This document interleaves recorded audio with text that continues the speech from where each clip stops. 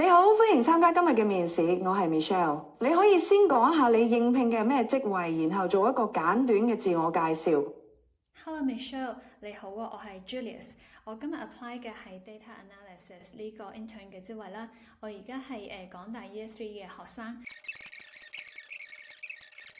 得到啲 key 嘅技能啦。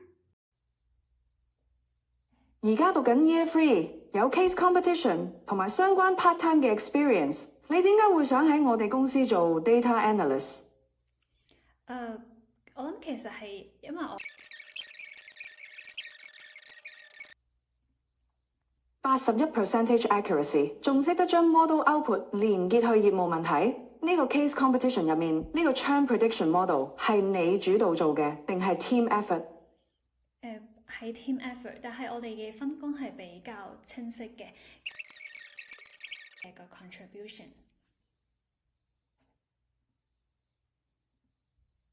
好，分工講得幾清楚。你提到 part time 係 startup 做數據，講具體啲，你當時做嘅咩？有冇一個 task 係你覺得真係學到嘢嘅？係有嘅。咁 cohort analysis 做出 actionable finding， 仲直接影響咗公司決策，呢個係真實 impact。而家我考你一個 scenario。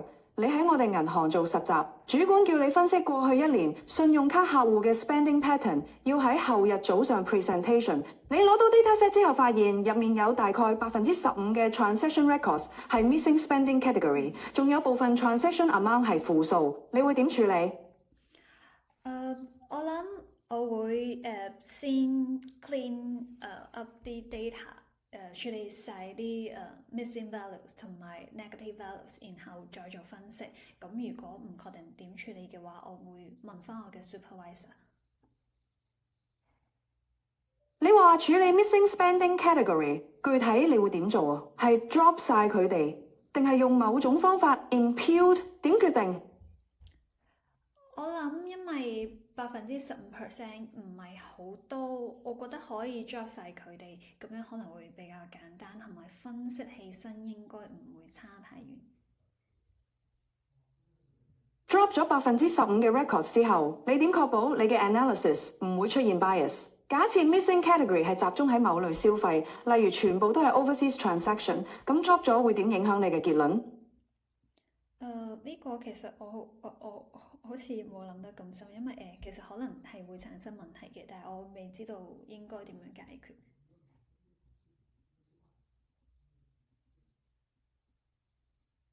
咁負數嘅 transaction amounts 你會點處理？我諗如果喺呢個 case 下邊，負數應該係一啲退款之類嘅吧，咁我可能會當佢係一啲 error 去 drop 咗佢。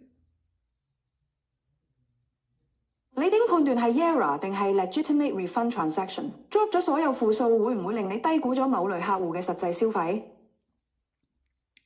我諗係有可能嘅。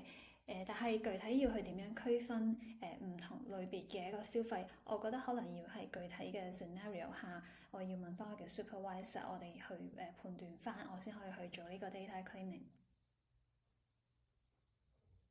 我嘅問題差唔多問完啦，你有乜嘢想問我嗎？唔該，想了解下咧，咁呢個實習嘅呢個 role， 佢日常主要係 support 邊個 team 去做嘢？係 business side 呢邊，抑或係 tech side 嗰邊？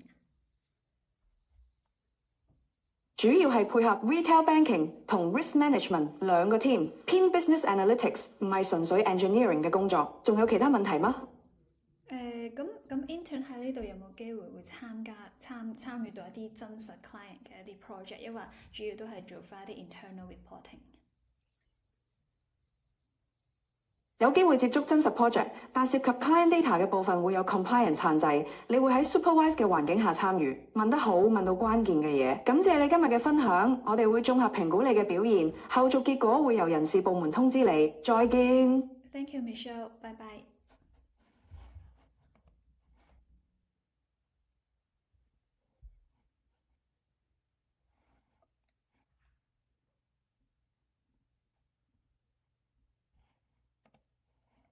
81% accuracy， 仲識得將 model output 連結去業務問題。呢個 case competition 入面，呢個 churn prediction model 係你主導做嘅，定係 team effort？係 team effort，但係我哋嘅分工係比較清晰嘅。咁我哋其實係有4個人啦，我負責嘅係data cleaning 同埋 feature engineering 嘅部分。咁仲有最後嘅 presentation。